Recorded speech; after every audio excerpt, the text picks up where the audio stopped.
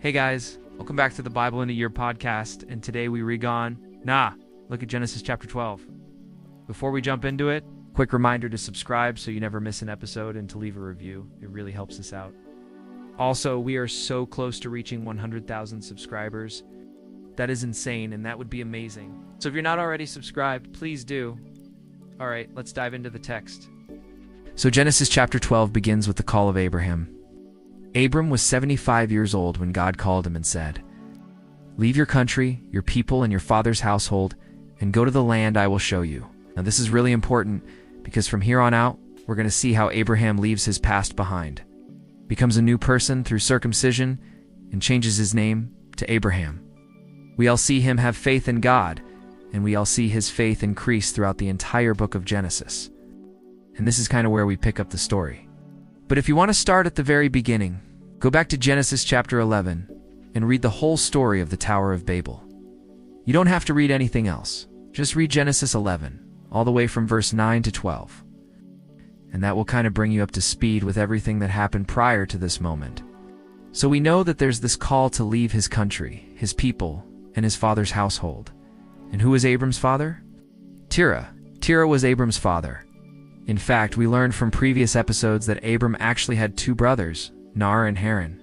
Nar had children. Haran had children. They all live in Ur of the Chaldees. And Abram decides, I'm gone, leave all that behind me, and I'm gone, go to the land that God will show me now. You might think, okay, well, this is pretty easy for Abram. He just gets up one day and he's like, I'm leaving, and he does it. There's no problems. But what we need to remember is that Abram has spent his entire life in Ur of the Chaldees. Everything he's ever known, everything he's ever loved, his friends, his family, his culture, his home, everything is here in Ur of the Chaldees, and now God's telling him, go to the land I will show you.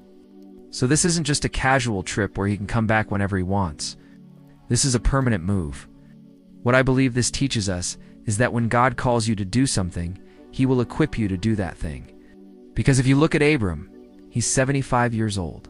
He's not a young man. He's not full of vigor and vim and vigor. He's 75. And I believe that God told him he was 75 because Abram was probably thinking, I'm too old for this.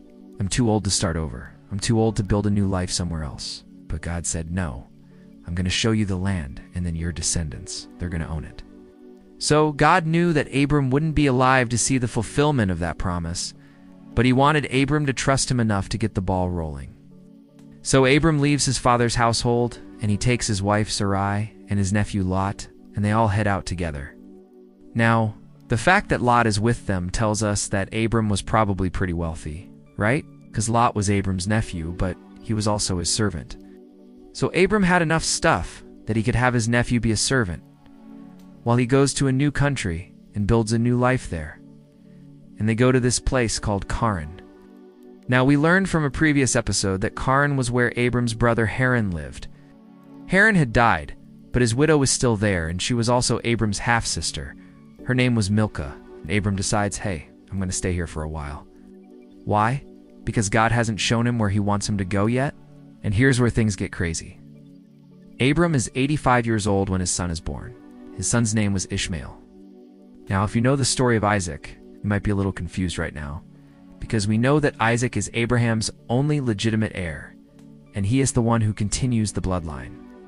Why is Abraham having a son with his wife Sarai?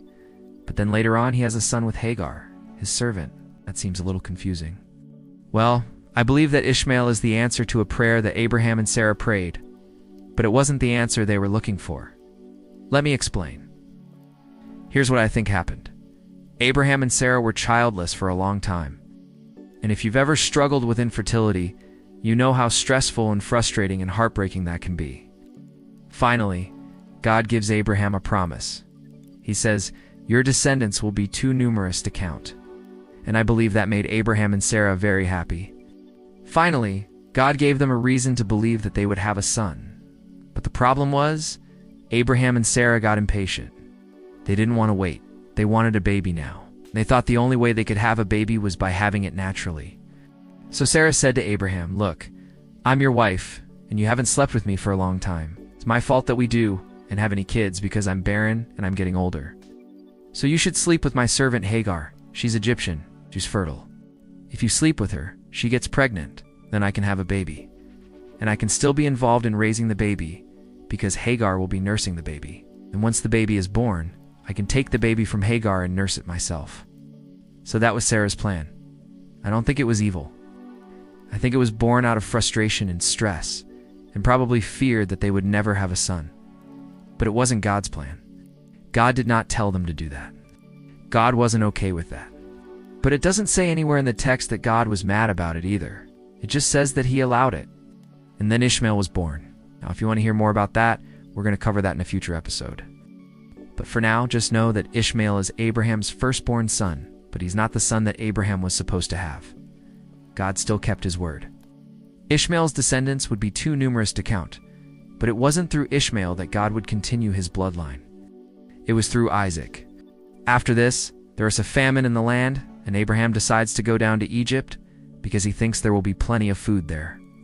But unfortunately, there's some serious drama that unfolds between Abraham, Sarah, and Pharaoh, the king of Egypt. We covered that in a previous episode, and go back and listen to that if you want. And then after Pharaoh kicks them out of Egypt, they go to this place called Beersheba, and there, Abraham plants a tree and makes a vow to God. He says, "God, if you can bless me here in this place, I will surely love you forever." And that's when God appears to Abraham again and reaffirms all of the promises he's made to him. Then the drama continues because there's some tension between Abraham and Lot's herdsmen. And Abraham tells Lot, "Hey, we're kind of related. Need to split up so that we're not fighting over land and resources." So Abraham and Lot each go their separate ways. Lot goes to Sodom and Gomorrah. Abraham goes to the Negev. Then one day, 3 men show up, and they're heading to Sodom and Gomorrah. They want to visit Lot. But while they're there, the men of Sodom gang up on them, and they demand that they give up their guests. The men tell them they will give up anyone they have, except their 3 sons. But the men of Sodom want those 3 strangers, and so they keep demanding it until finally the men give in. Then those 3 strangers leave, and they turn into angels, and they warn Lot, "Get out of Sodom right now." We're going to stop there for today. Guys, if you enjoyed this episode, if it helped you understand the Bible better, would you do me a favor and leave a review? It really helps us out. Also, be sure to subscribe so you never miss an episode. And for those of you who are listening, I hope you have a great week. Thanks for sticking with us. We'll see you next time.